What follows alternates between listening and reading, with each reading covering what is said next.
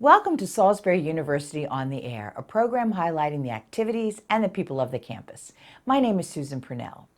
For 9 decades, Salisbury University has been a part of the fabric of the Delmarva community. With the President's Distinguished Community Leadership Awards, the university celebrates other organizations and individuals who have helped make the Eastern Shore a better place to live. Today, we spotlight this year's individual winners, Palmer Gillis and Tony Gilkerson, and organizational winner, Salisbury Neighborhood Housing Services. Joining us first is Palmer. Welcome, Palmer. Thank you, Susan. Always so good to see you. Always a pleasure to see you too. I think we should probably have a little disclaimer here. Palmer and I have known each other for 50 years, Yeah. I think, 50 years. 7th grade. 7th grade. Yeah, so, Yep. wow. Lots of history. Lots of history. But I'll pretend like I don't and we're know still a like thing. each other. Well, I still like you. I still like you, so that's amazing after There you 50 go. years. There you go. So most people Mm-hmm. are familiar with you as a real estate developer. Okay. So let's talk a little bit about how you got into that and just a little bit about that career. Sure. Actually, I began in engineering and architecture and formal education. Worked for a commercial general contractor in Pocomoke. Then I worked for another commercial contractor in Salisbury. And then at 30, I decided I was going to start my own business, and I started Gillis Builders at the time in 1983. So we've been in business consecutively for 33 years in the same company. My basis has been from a business degree at Salisbury University, graduated in 1975, and started my own business in 1983 as a builder. Another SU success story. There you go. Love it. I love talking to the SU Absolutely. success stories. So then, what prompted you to get so involved in our community? I guess as a local and as a person who spent a lot of time in their adolescent years and growing up years in downtown. And then I became very influenced by the Alvin Benjamins and the John Hesses and the Jack Purnells, you know Jack, the Jack Purnells, and also Dick Henson, Mayor Martin, Bill Otis, to name a few, who were very involved about their central core of our community. And I began to realize how important the central core of our community is, and how important it is to people who view our community. And also, it's one of those rare times where you can do something that's economically correct and environmentally correct, because basically you're repurposing existing buildings. Smart growth, is that the That would term be a for good it? term for it, yeah, but I think it was smart growth before the term smart growth came out. But yes, exactly. I mean, using existing resources, repurposing, recycling buildings. As a builder, you kind of want to reuse as much as you can of the existing facilities, existing buildings. Well, you don't have to build all the extra stuff that you Well, need to. yeah, and there's make a also building some go. historic, cultural type aspects of it that preserve part of our culture. Oh, I think so. I mean, I'm so proud that my building has been there since the 19th century, and most of downtown is the same. Right. Other than, well, even the buildings that you've done have been there that long. You've just made them look a little Repurposed. nicer. Repurposed them, Right. exactly. Up to date. Right, right. Now, you've been so involved that you even got politically involved and were on the city council for a while. Yes. Were you the president of the city council for a I while? was president of the city council. I thought so. Yes. So what is your proudest accomplishment from that period? That's a tough question because there's a lot that is going on there. I think some of the fun things that we got to do was the Greenways program that we actually got started, and it runs through the city park today, from the Ward Foundation to Snow Hill Road Bridge. That was a big deal. But I think if I could say the most important thing, when you take the job as an elected governmental official, you have to kind of lose the ego and you lose the boundary lines, and delivering governmental services in the most efficient way possible is your job.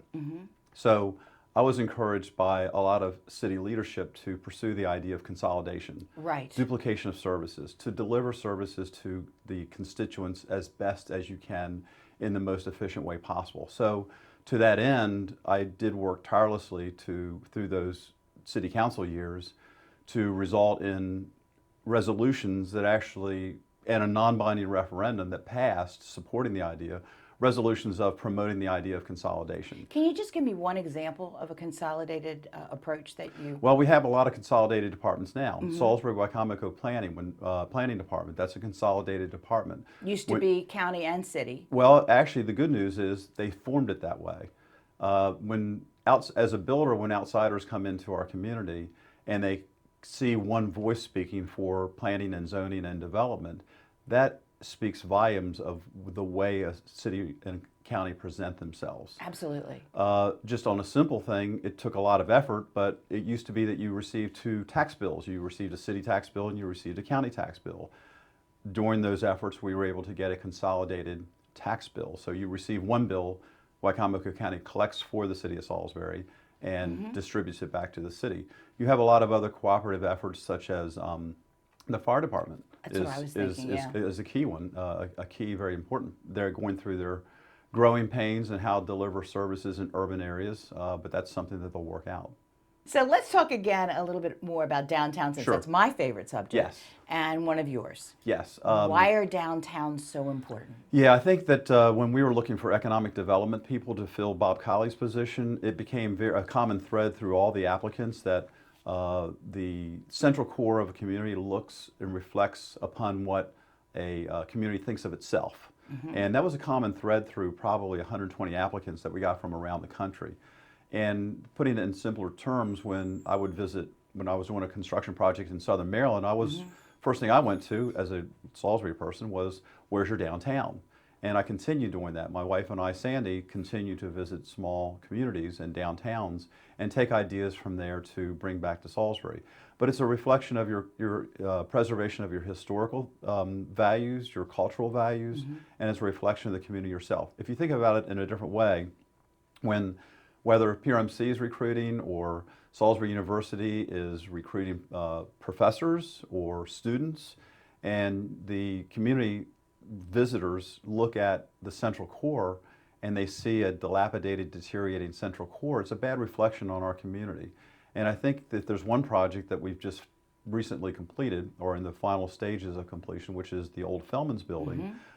We get a lot of comments from PRMC and Salisbury University about what a difference that has made when people are entering the third highest volume traffic count in the city of Salisbury, which is Mill Street. Mill Street. And that's a primary entrance for the West Side residents and also for people visiting Salisbury, whether that be the university or whether that be PRMC. Oh, and it's just been a major facelift for those who haven't seen it. Yes. It's incredibly beautiful now. Right. Thank you. You know, my dad used to say to me, he'd go to other cities, he goes, and you don't remember a city by its strip malls or its Correct. big malls. You remember it by its downtown. Correct. And that's something that I think for a long time Salisbury lost sight of. And hopefully now, with your efforts and with the efforts of Jake Day, we're going to start to remember how important that is as a community, that we have a vibrant, exciting feel downtown. You know, I'm preaching to the choir and you with me as well. But last year, you and Tony Gilkerson, your partner, announced the donation of the gallery building downtown to SU. Why did you do that? And what role do you think SU will play in downtown's development? Great question, Susan. My son went to Hawaii Pacific University. They had a downtown campus. When Sandy and I visit other communities, there's always a very, very high profile part of the university that's in the downtown, whether that be the full campus or whether that be parts of it. Savannah is a town that Sandy and I just recently visited, the Savannah College for Arts and Design. That's where my son went to school. Okay, great. And so they have been such a huge influence on their downtown community. So it was at the end of our, you know, we've owned the building, the IRS was leaving the building, there's a lot of vacant space at the time. It seemed to make sense, instead of trying to refill the building. I actually came back from Seattle, where I saw the University of Washington being such a heavy influence on downtown Seattle. And I don't know why it took me so long, but the thought occurred to me to, well, if we want to put our money where our mouth is, let's consider donating this building to the university and let them fill it up. Because I know they've been trying with the art The two art galleries that they have. They were looking for the GIS department to locate downtown.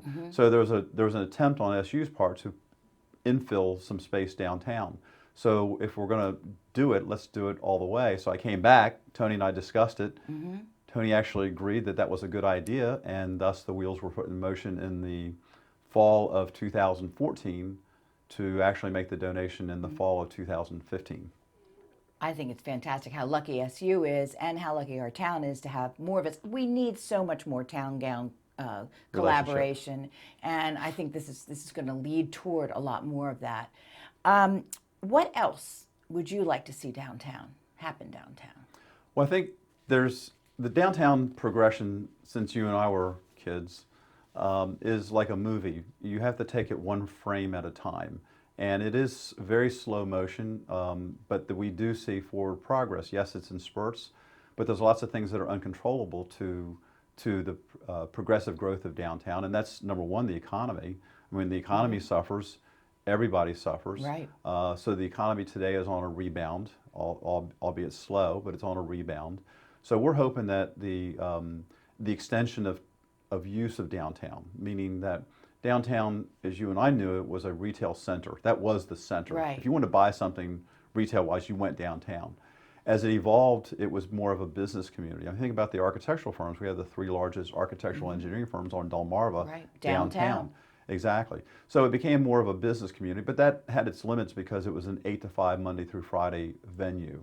The Market Street Inn, now with Acorn Restaurant coming to our building, Headquarters Live, which we were part of redeveloping, that all will bring in after hours. That again goes back to use of existing infrastructure, parking, water and sewer facilities, policing facilities, busing facilities, the trolley facilities. That's using resources at a higher efficiency.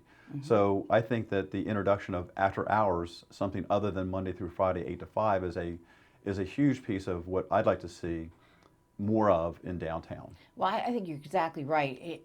Another dad quote, he used to say it's the three R's. You know, you need retail downtown. You have to have a place where people can go buy things. Yes. You got to have restaurants Yes. where they can go eat things, and you got to have residences where people can live. Yes. And we're just seeing a lot more of that. In fact, I think there are hardly any vacancies downtown in the upper level apartments. You'd be surprised at how full the downtown residents are, and the people who are downtown are, you know, basically a lot of them are business professionals who are working for the firms that are downtown. So it makes it convenient to live near your work and walk. I mean, our building, the Woolworths building, which is now the Gallery building, which is now owned by SU, is actually a small community itself where the deliveries would be delivered to one office and they'd go knock on the door and bring a package in from Federal Express for somebody whose office was closed. It's a small community all into itself. I mean, if you think about it, in our little teeny building, which is 60,000 square foot total, you have apartments, you have a restaurant, you have business offices, and you have professionals.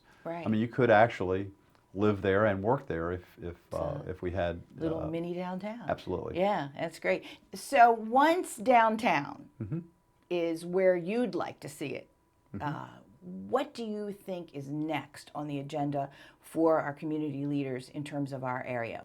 I mean, from a planning standpoint, we are still conditioned to think that sprawl is the solution to the problem. When you take a single-family house in the county, as opposed to a single-family house in the city, it consumes 300 to 400% more land statistically than does a single-family house in the city. So if we're to use our resources correctly and properly, state planning and county planning would push and incentivize more residential development in downtown. So the city actually is working with us to look at parking lot 1, which will be a blended use of commercial, retail, and residential housing on that. So Tony couldn't be here today, but what was his reaction to your receiving this award? He was very flattered and honored, and I think he feels the same as I do as far as contribution to the community, being a part of the community. I mean, keep in mind that Tony grew up here as well, and he has a vested interest in downtown, just like you and I do. He's been a part of this community for quite a long time. When did you two get together? Tony worked for a competitor of mine. Oh, is that right? And that would have been in 1984, 1985. I was beginning to see growing pains for Gillis Builders at the time. And I literally put his name and phone number in my shirt pocket and literally ran into him on the street telling him I was going to call him that night. And as it turns out, I won't give you the funny quote, but as it turned out, that evening he said, yeah, I think I'll come to work with you. And he did. And in 1989, 1990, we were able to convert the company to Gillis Gilkerson, or we changed the name to Gillis Gilkerson, and he became a full tilt 50-50 partner. That's amazing. We Did went to you high know- school together. Well, but he's 2 years younger than we are. Yeah, but So, we did you grew know up him? with Joey and Chris. That's I mean true. Joey and Susie, Susie. and Rick. You know, all part of our. You know, Right. it's a kind of a small town at the time Yeah. that we were growing up in this Yeah. town. So you did know him in high school. I knew of him. Knew of him. And of course, Tony was your basic track and basketball star, so you definitely knew of him in JV and varsity sports. Very athletic. Well, that's been a very successful, I'm sure, meaningful relationship that you've had for a long time. And We've thank been married God for the two- over 30 years. 30 years the two of you have been married. Yeah, That's exactly. terrific. Yeah, never had an argument about anything. No, I don't believe that. That's the truth. Truth, you don't. My secretary said that I shot a rubber band at him, or he shot a rubber band at me, or something like that, and said that was our argument. And Tony and I, neither one can remember it, so it must not have been too significant. That's truly incredible. So that's, Yeah, exactly. yeah. Really, honestly, this has been unbelievable. We never argue about anything. Yeah, I don't think I've ever been in a relationship like that. So that's really Yeah, fantastic. it is pretty cool. Gosh. Now, how would you encourage other people to get involved in our community? Well, I think you're seeing it with Ben, for example. I mean, Ben and Brad Gillis, Chris Gilkerson, Joey Gilkerson, Jeremy from Rody Joe's. I mean, you're seeing a lot of the younger folks getting involved, and it's new to them. It's new and it's fresh. To you and I, it's what it used to be. To them, it's what it can be.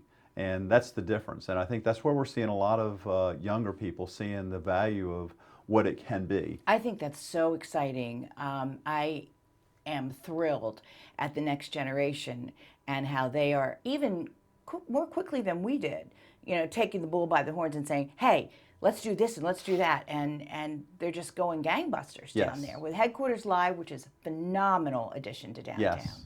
I mean, just think it was just this not used at all building, doing nothing but deteriorating, I would guess. And now it's the venue.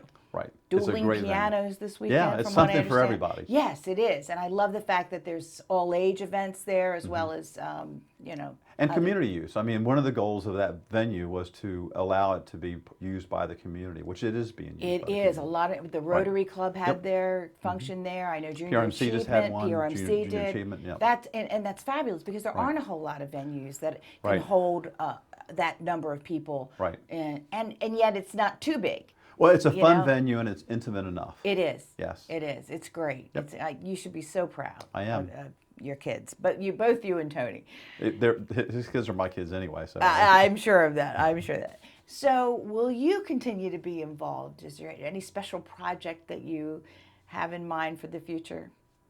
for you? I'd like to see, I mean, obviously in 1992, 1993, I actually created a development plan for the Ward Foundation to Pemberton Park and how it should connect through downtown.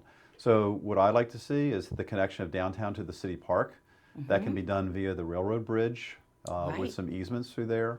That would be one big deal. I'd like to see the, you know, we actually had parking lot number 1 under contract in the year 2004 for a similar project that we're proposing now. I'd like to see that farther along. I'd like to see the connectivity between the downtown and the west side, which is where Brew River is now, and more connectivity there, and I think that's a possibility. So there's lots of opportunities still downtown, and it's always been a passion. It will always remain a passion, and it'll be a passion probably till the day I die.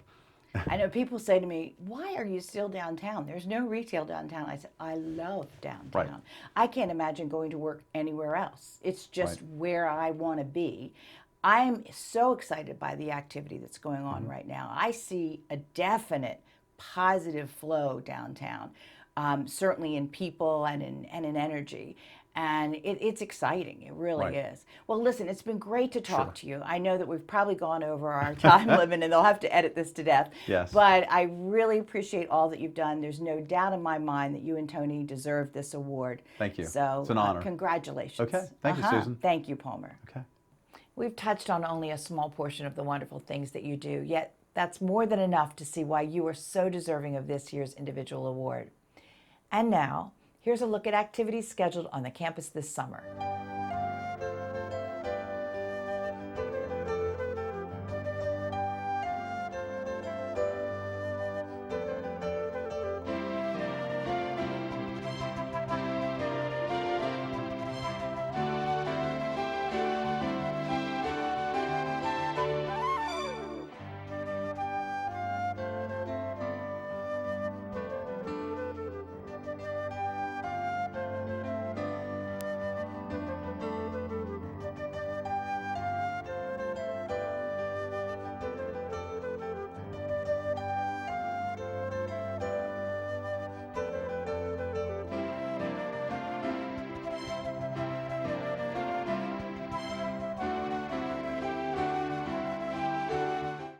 Our next guest is Cheryl Meadows, Executive Director of Salisbury Neighborhood Housing Services, this year's organizational winner of SU's President's Distinguished Community Leadership Award.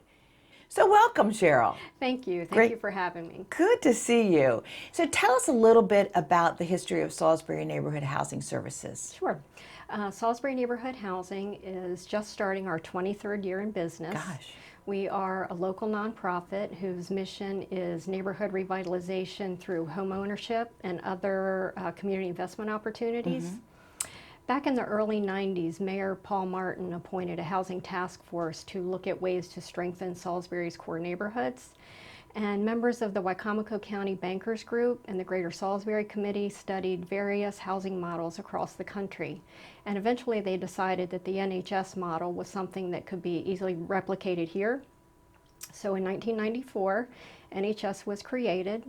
We were chartered by NeighborWorks America, which is a congressionally chartered nonprofit, and we are now one of 240 organizations like ours across the country, and the only one on the Eastern Shore. I thought so. I had heard that. Well, tell us a little bit about the outreach of Salisbury Neighborhood Housing. We have three primary lines of business: lending, education, and property development. On the lending side, we offer down payment loans, closing cost loans, and rehab loans for existing homeowners. On the education side, we are a HUD certified counseling agency, so we provide individual credit and budget counseling, monthly homebuyer education classes, financial fitness classes, and we are also a foreclosure counseling agency where we intervene directly with the lender on behalf of a family that may be facing the possibility of losing their home. On the property development side, we purchase vacant or foreclosed properties. We renovate them to a very high standard, and then we eventually sell them to a homeowner. I had no idea that you did such a soup to nuts service Yes. in housing. I had no idea. Can you tell us sort of how does that all go about? Does a person call you up and say, I need a mortgage, can you help me? I mean, how do people get in touch, and how does the ball get rolling?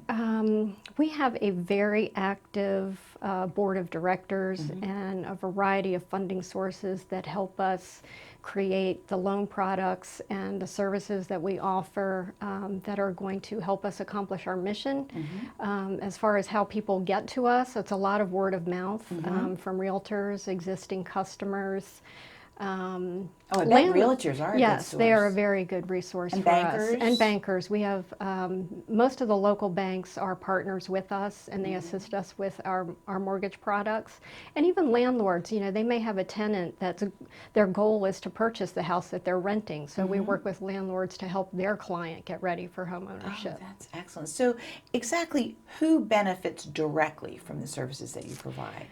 Well, primarily the client and the family are the direct beneficiaries, but ultimately the neighborhood benefits I would think so. from what we do. And particularly all the renovations Right. that you provide. That's great. Who also benefits indirectly?